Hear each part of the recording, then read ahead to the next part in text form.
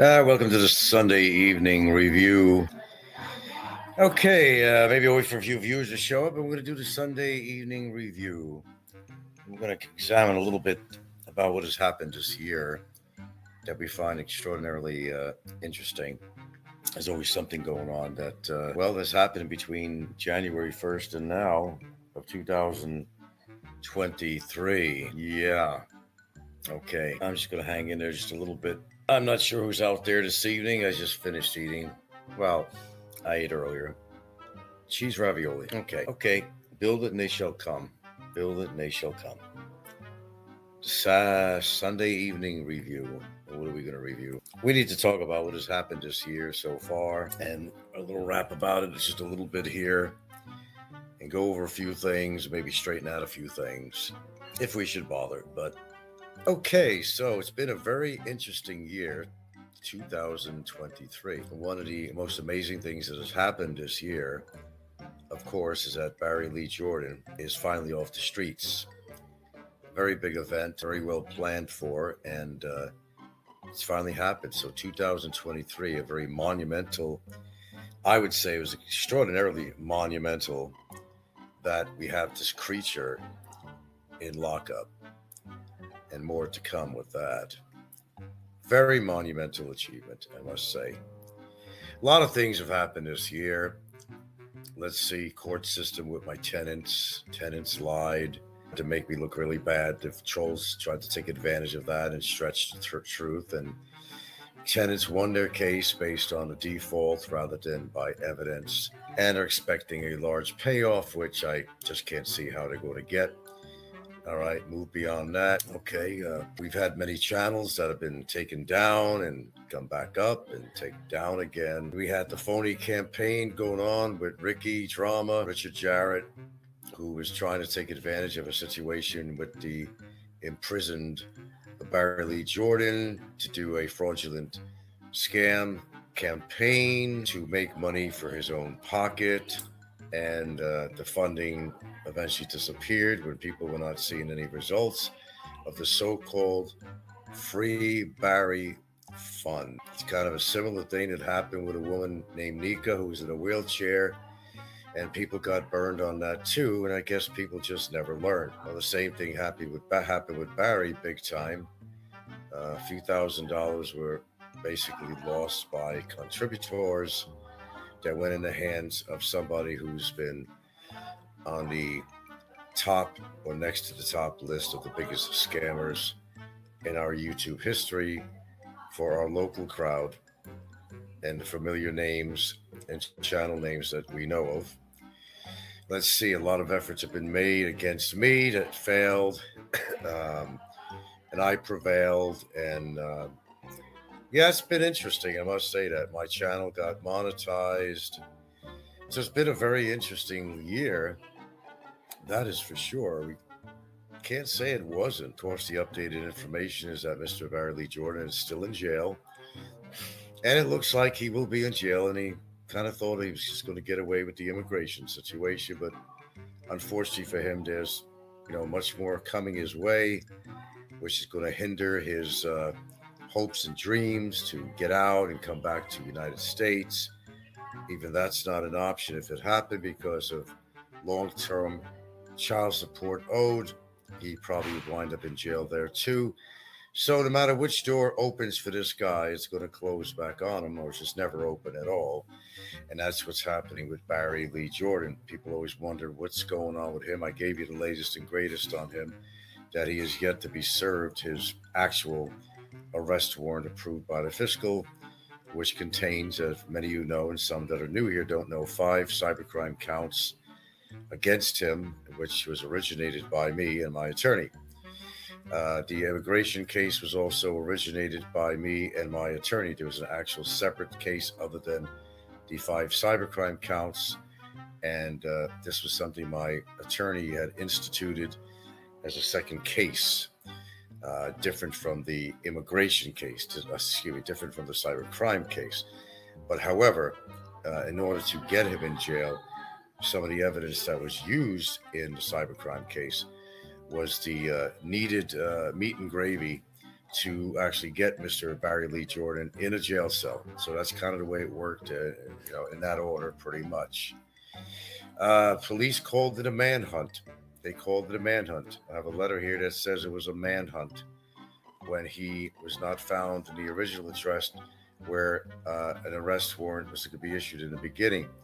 It then went on, as they described, as a manhunt until we filled them in with information as to where he was. But they actually labeled it as a manhunt, and they did eventually get him with the, I might say, very clever planning of myself, somebody else I worked with, and my lawyer. And of course, 5 agents from the investigative services of the Bureau. We got him right out in Car at his girlfriend's house where we knew he'd be. We knew he'd be home. My lawyer did accompany the 5 agents, as well as my, let's just say, accomplice that helped me to actually find him. It was hard work for all of us, but fortunately, we have succeeded. And now, and I'm just giving you all the update and a review because some people have not been on my show before. And now, during years, you probably heard my name around, Frank Battaglia, heard the show My Philippines Interest, my original name. There is a copycat channel on there that does use my name and channel name from the past. Their basic operation is to copy every channel I put on here. Sometimes they add their own little juice to it with graphics and even AI voices and so forth. Okay, that's what's been happening with that. This started a long time ago, and I've been on the attack for many years because of a hate group that could not get their way with me. So things kind of elevated to a high degree of attack because they just weren't getting anywhere with me. They couldn't get me off YouTube. I never ran away with my tail between my legs because I'm innocent. And usually guilty people will run away and get off YouTube and not show up for a while. We never did that here. That's this channel is all about. It is about the Philippines. It's not limited to the Philippines at all. But during the many, many years I've been on here, we have touched on many, many topics and a lot of different topics on the Philippines itself, but not, as I said, limited to the Philippines. That's kind of a rundown of what's been happening. Now, trolls are still fighting with each other, and people are still trying to scam each other with money, coming up with false funds that they pocket the money. We have very active people doing that every single day who want to see a little jingle in their pocket, but they don't go about it the right way. They feel that the world owes them money. And that's in part why Mr. Barry Lee Jordan got in trouble because he felt that the world owed him money for some reason. They owed him everything: Xboxes, cigarettes, booze, money for rent, money for everything. He felt that the world owed him something when the world owed nothing to him at all. He was a scammer who just tried to take advantage of many Filipinos, many Filipinas, and many Filipinos. Everything from bars to sorry stores to private people, and of course girlfriends and their families that he has basically taken money from.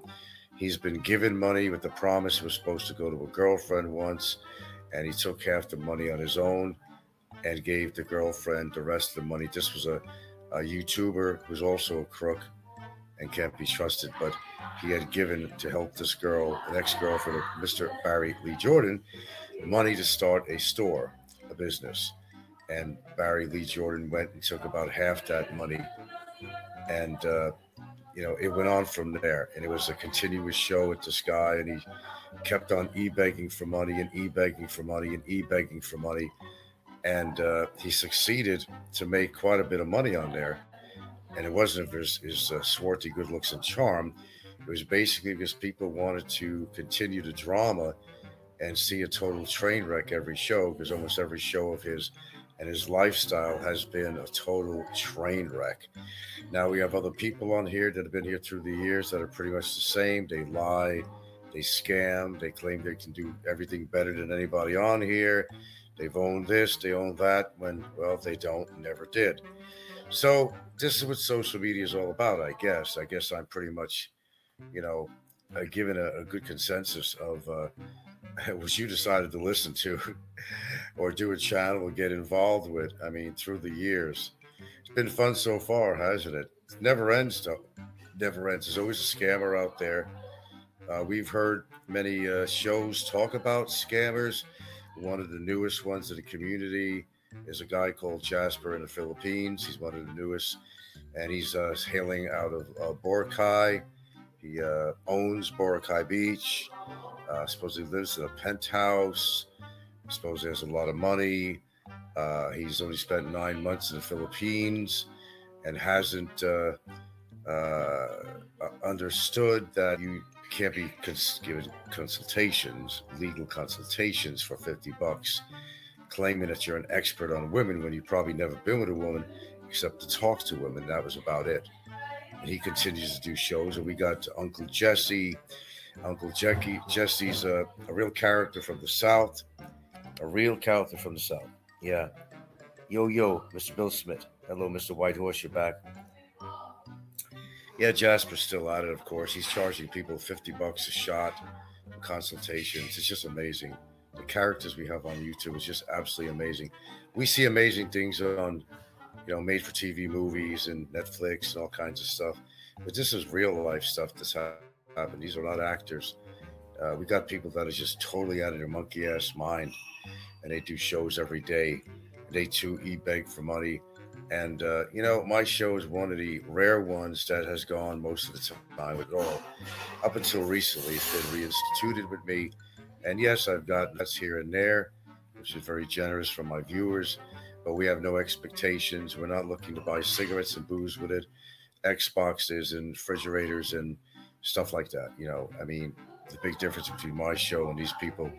And we got another guy who buys a bunch of toys and things that light up. And the guy's about 60 years old and had a hatchet or bolo knife embedded in his brain because he was fooling around with somebody else's woman. And the guy, he gave a different story, of course. But these are wonderful stories, just wonderful stories.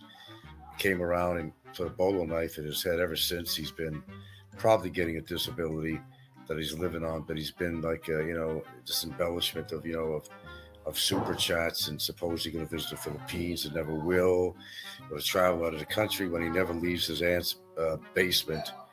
It's just amazing stories on here. 2023 has certainly been pretty exciting. We could all say that. All these shady characters are running or on the run. And then we got people like Brevis, a very questionable character who impregnated a young woman. Brevis is like 6'1", and the woman is like about 4'11". Crazy match. But the problem with this guy is that he's been stalking people. He stalked me. He stalked Michael Fazio. He stalked a lot of people. Subic Bay. I mean, he stalked a lot of people. The guy is a heavy drinker and partier that used to be in the marijuana industry over in California. And we still haven't figured out the real story, what went on with that. What was he running from? Did he take their money and run during the COVID because things were terrible? He claims he has a home that he's waiting to get paid off. And in 6 years, when he says it's paid off, he's going to take that money to live on. Never owned a house. We know he's a pothead. We know he likes to drink. And these are some of the characters that we're painting pictures of and we're also reviewing, just to give everybody who's all familiar with them just a nice review on what we've been dealing with on here. So yeah, it's been an incredible year, 2023, with all kinds of characters. Some shows have been taken off. They can go back on again. They're taken off again. And the same bitching and whining. Oh, we also lost, one gentleman who used to bitch and whine all the time that made it back to Rickshaw, Philippines, who used to bitch and whine constantly, and his paranoia about chemtrails and the U.S. government and about his house and no water and just bitching and whining every day.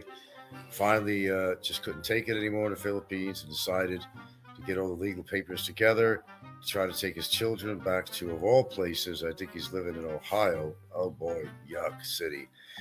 And he did manage to have one of his kids come with him, and he's still bitching and whining while he's in the United States. This is a man that claimed to me that he had 14 million US dollars from inheritance and everything, but yet before he went back to America, He was e-begging on his show for funds to get him an airplane ticket and everything else. This is what we have on YouTube. Isn't it interesting? And of course, we had Sentai 7. Let's not leave him. Uh, Sentai 7, when he first moved to the Philippines, and he's a very interesting character. Sentai 7 looked like a college preppy, and he changed his whole demeanor to look tough in the Philippines. He developed this autonomy, whatever you want to call it, really. He was always into cosplay, so he dressed in his own costumes. Not only did he dress in his own costumes, but basically he got into this little scenario where he'd wear an LA Raiders hat, grew his hair, grew a beard, tried to look like a tough guy in the Philippines, tried to impress his woman that he was a tough guy, and that was his whole scenario on living here. He worked and he came back here to live.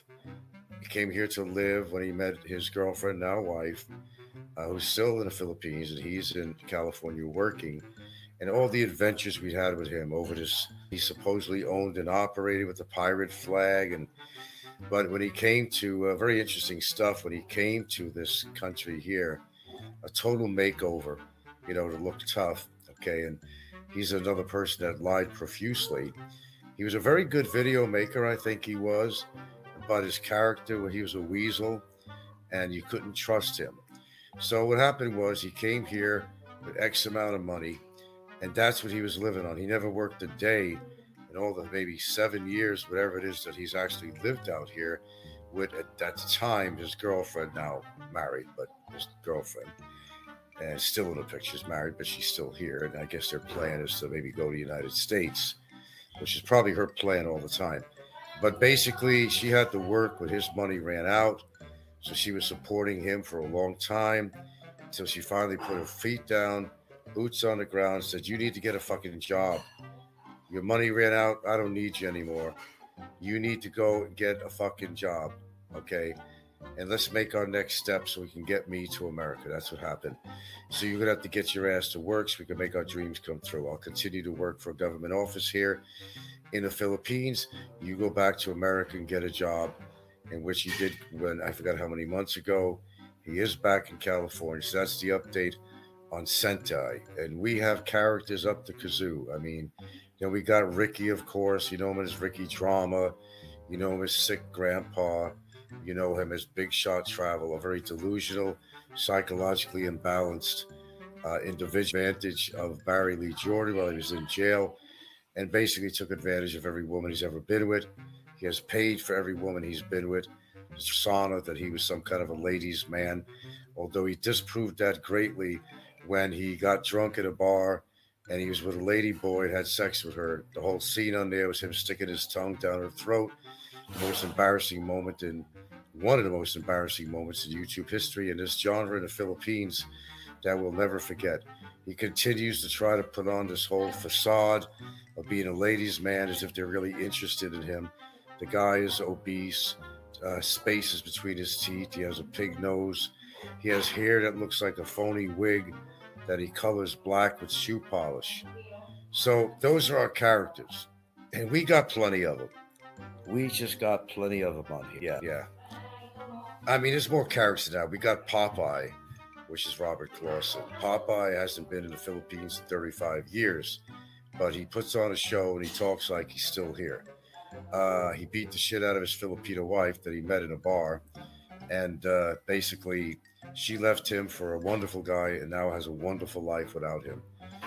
He's a drunkard that likes his rum. He does smoke. The graspy voice he has. He comes on the show and tries to be part of the great hate club of the Philippines genre, which goes back to a show called Triple R Riff Raff Radio. And there were numerous characters that were in Riff Raff Radio. This is a good review, isn't it? There's numerous characters, but they all went independent because their channels just couldn't make it. They claimed victory, but it was never victory. They all went independent. The shows got taken down. They went on again. They got taken down. They went on again. And they're constantly fighting the very people who fought them back 6 years ago. So they continue to this day doing such by doing research on people, downing people, doxing people, defaming people, making allegations against people, inclusive of myself. Now we have a new channel out there. Seems that AI is taking over big time. It's called Expat Trash Philippines. Andy Omar has returned. I think he's probably, if not in full, partially behind the Expat Trash Philippines show, which has been exposing various people on here. Some of the stuff I thought was pretty good in exposing people on here. So it's been nonstop action all of 2023. All of 2020. Okay, White Horse says he say his drink spiked. Yeah, you'll believe that. Spike his drink. It's the guys that spike the women's drink, not the other way around. Why would somebody want to spike his drink? Go piss on a fly, God. Then we got this idiot in Bohol who has been pretty much at the top of the list of everything above I described in the characters. Someone that likes to talk a mile a minute, who can do an 8-hour show talking about absolutely nothing. And when he opens his mouth, nothing comes out with a lie. He's an expert in everything and every tool a man could use. And he believes that you're not a real man if you don't know how to use a tool and do everything haphazardly his way, which is haphazardly. He has fallen on camera many times. He's hurt himself. He almost got his back ripped off from the teeth of an excavator when he climbed the cheap ladder because he was too cheap to buy a good ladder. He's constantly killing termites. He's constantly painting things yellow. He bangs a pot to make money on his show, wears a pair of eyeglasses that are just filled with ribbons and tape holding it together because he doesn't want to spend any money on a new pair of glasses. This is a man that hailed from New York, scammed everybody in New York and in Florida, had a house that he lost, basically took advantage of a $65,000 withdrawal on a loan on the house and ran away to the Philippines. So, yeah, it's been pretty crazy. It's been pretty crazy. If you go back in the past, we had another troll that tried to put out information that he was dead, but he's not dead. He's still alive today. He's very active on the sock accounts. We have an ugly couple out there that I won't mention their names. I guess they're going to have a baby, and not just Brevis. We're talking about somebody else. We got a whacked out chick, really whacked out dude who spend most of their time on YouTube, and I mean most of their time with their nose in everybody's business and going under 30 different sock accounts. This is a guy that almost mowed down and killed a Filipina in his car because of his irresponsible nature, had to pay for their hospital bills. There's been a lot going on. So it's been a crazy year, I must say. We got 18 there with one thumbs up, so I guess I know who's on my show tonight. I guess a blowjob's out of the question tonight, huh? Meaning a super chat, if you haven't figured that out. My God, Magnum. My God. Seriously. So, yeah, it's been... Oh, yeah, I've been under the attack for just about everything in the world you can think of. Just make up something and put my name on it. And pretty much, that's something that they'll attack me for. Totally made up, conjured up. But, if it does them good, yes, it does them good because they know I'm living a better life than a lot of them are. So the Green-Eyed Monster plays a big role right here on YouTube in a community. And we still got a lot of talk shows. Andy Omar's back doing stuff a little bit differently, but I think he's behind the Expat Trash channel. I'm pretty sure he is. His style, he does have the talents to do that. Andy is also what you call an antagonist, an instigator, and has attacked people viciously on this show that he decided he didn't like. But he also had trouble with people too, and people were after him, and he had to go low for a while. He actually had the opportunity to say what he needed to say to Tim Kaye at a government office that Tim Kaye just happened to be there. And brave man who knocked Tim Kaye, and I don't like Tim Kaye, but torn Tim Kaye to pieces verbally, had a chance to face up to Tim Kaye. Instead, he ran away in a parking lot, and that's what happened with that. So, interesting shit. I'll be back.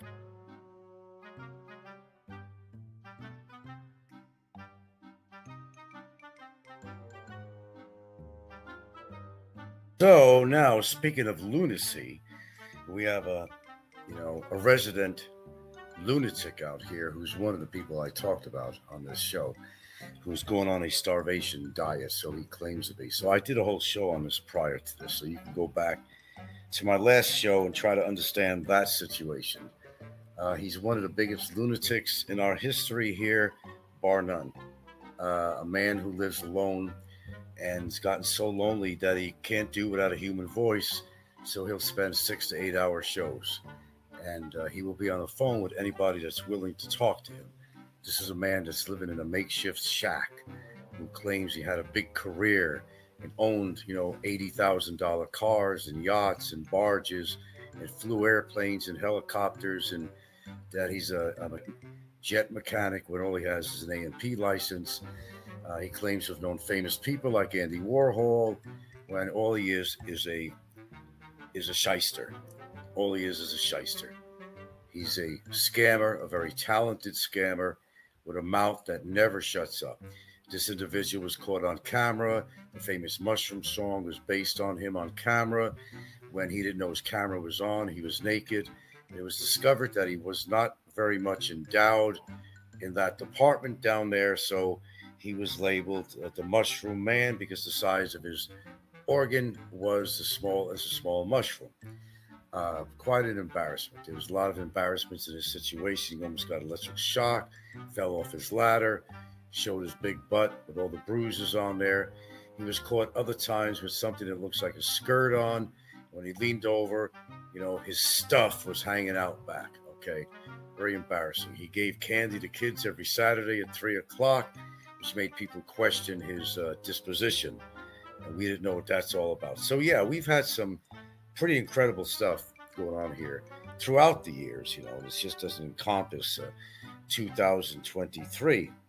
So it's been real interesting. We got Al of the Winter, everybody knows him, and he gets butt hurt really easy. He has other people do his dirty work. Will never come on camera, the cowards that a lot of people are. I do come on camera. There's a big difference. And a lot of people are what we call, if you never heard the expression, they're called keyboard warriors. But they like to, pump the stuff out, but they can't take it. And they get butt hurt. And they attack you in every way they can. They try to get personal with you and people you love, your family. In other words, your usual psychopath that you'll find here on, yeah. Well, how do you like the show so far? Only almost in one breath, I got all this out. It hasn't. I have not encompassed everything. So one of the culprits is still in jail. He's in a lockup position with the immigration. He doesn't know whether he's coming or going, and neither does any of the departments know where he's coming or going. Actually, it's very even with the governmental agencies didn't up to a point know where the fuck he was. Hey, that's the truth. They didn't know where the fuck he was. They were still trying to serve him over in Wild where he used to live. When we've been way past that. He was arrested in car, but they were still thinking he was in Wild. Oh shit. They know where he is now, so they could serve him his 5-count arrest warrant. Make it up, I can't. Nobody even knew where he was. Immigration put him in there. Well, I put him in there, but immigration did. But I don't want. It's so fucking convoluted that I can barely talk about it. I don't have a problem talking. That's for sure. But this was so convoluted, and of course, he was under the impression that freedom was around the corner from him.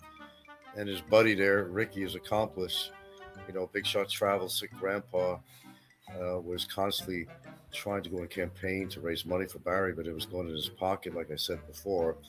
And now, he's no longer making much of any money on Barry. So now he's avoiding Barry as much as possible.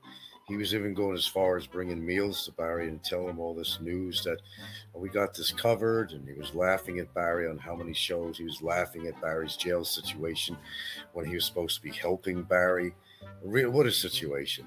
And Barry, of course, being a dumb hillbilly that he is, was believing all this shit. And that, freedom was around the corner. He's going to get back home. He's not going to stay in jail.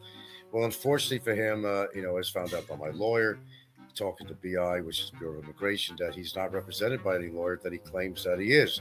He claims that he's been talking to lawyers, created a Ricky's kind of like a paralegal to him. And all this has been all total bullshit. He's going to put a case against me.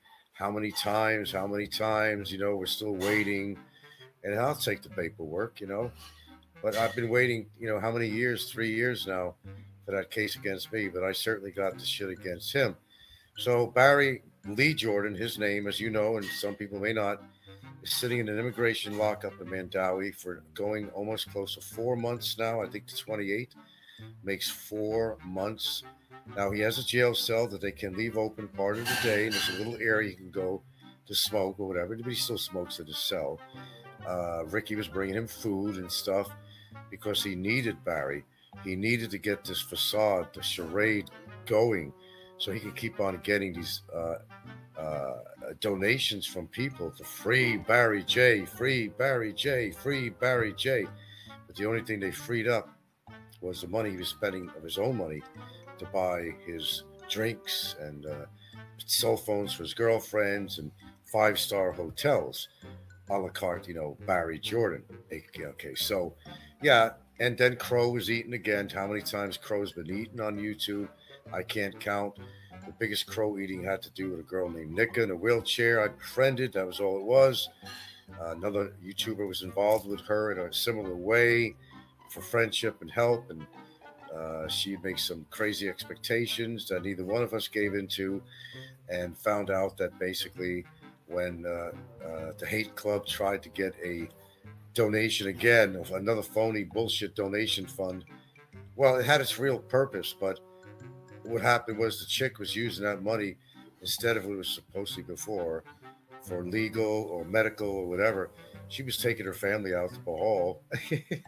So they all had egg on their face and crow in the back of their mouth. And we've had so many cases of crow being eaten that the damn bird is going to become extinct. It's pretty close to becoming extinct, at least in this media here. So that's kind of a good roundup of. I'm trying to think of anything extra I could throw in here as a good reminder of everything that's transpired. And I think I did a fairly good job. There's more, of course, but there's just maybe too much more.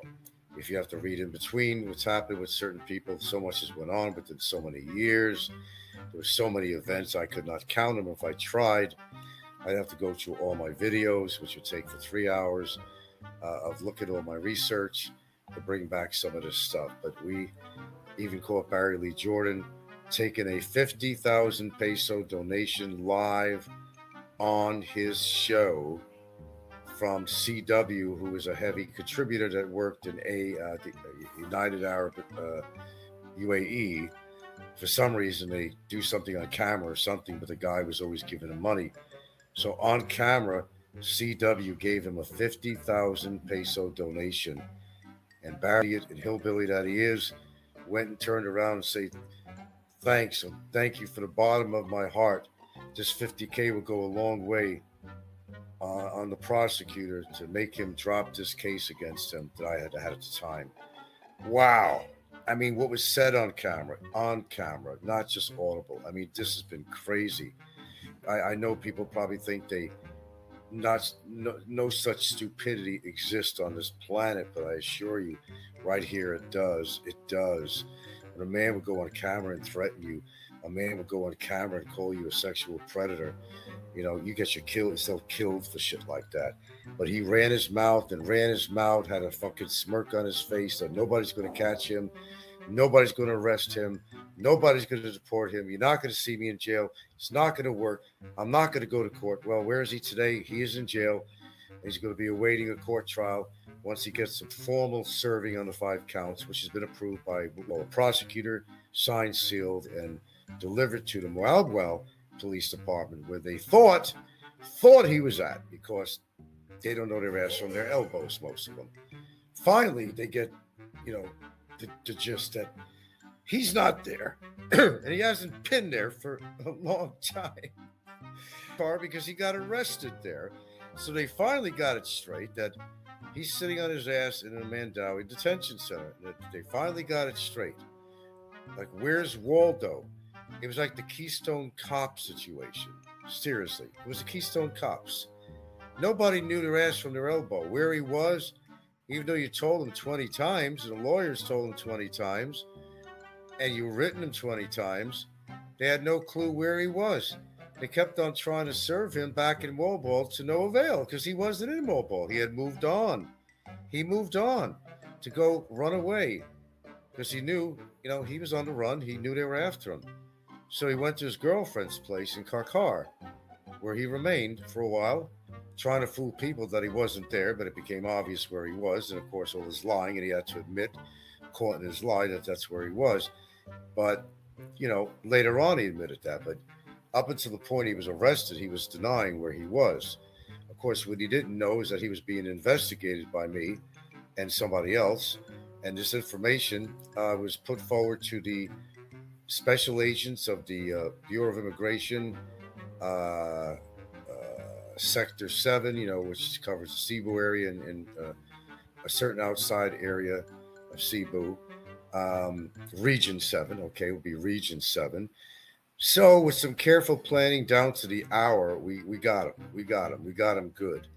We seen the arrest. I had a video on there, a small video that showed his arrest, and he's been in jail almost 4 months now, and there's probably no chance for a release. The only changes we could see will probably be to put in another facility because more criminal charges are being against him.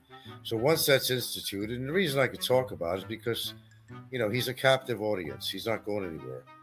I could tell him, and Ricky will hear this, that he's being served, that he can't hide. He can't run anywhere. That's why I could talk about it. It's the only reason I do tell you about it. It's the only reason I will tell you about it, because he's a captive audience and he's not going to run away anymore. That's it. Done. Done. He'll be served. And once he's served, there's a big process that goes on after there. In this case, he needs bail, 48,000 pesos on 5 counts. That's nearly, getting close to $250,000 pesos. There is his immigration overstay fees and penalties and fines. Add another like 400,000, 500,000 pesos to that, etc., etc. Lawyers' fees, add another 67, could get another lawyer. Then there'll be court litigation fees. In other words, he's fucked up. Okay, that pretty much sums that up. I didn't have to go that deep in detail, but hey, I was on a roll. How's that, folks, for a really big tonight? Really big shoot. Indeed. So that's a pretty good wrap up, I'd say. Now, how have things been for me? I think things have been great for me, despite some obstacles. I think things have gotten better for me through the years. We've acquired a house here about a year and a half or more ago. Maybe it's longer than that now. Time goes by real fast. We got a nice, it's a good sized house, approximately 3,300, 3,000. Let's see, 3,770 something square feet.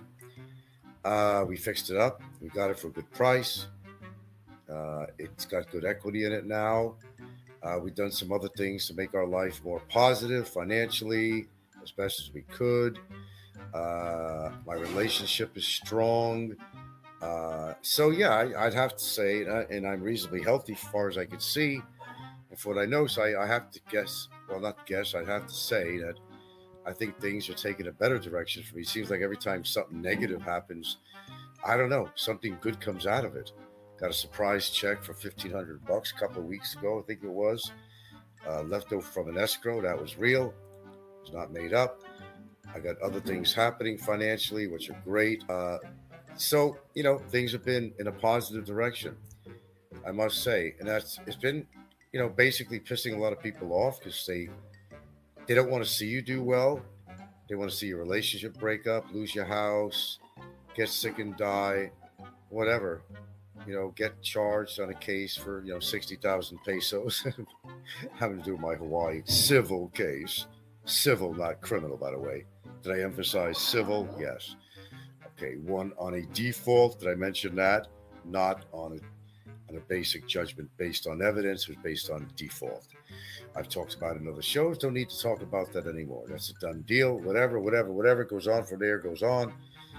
They will likely not be able to collect on this at all because the statutes and all the laws in the state of Hawaii does say that they can't touch your money, your Social Security. I got no other assets, so where are they supposed to get the money? You can't squeeze blood out of a turnip, and that.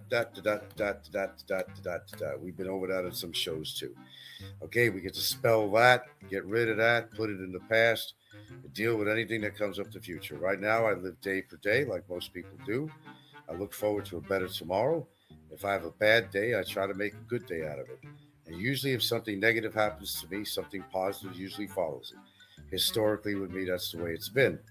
I hope that's been the way with you too, because that's the way to go. Make lemonade out of lemons as best as you possibly can.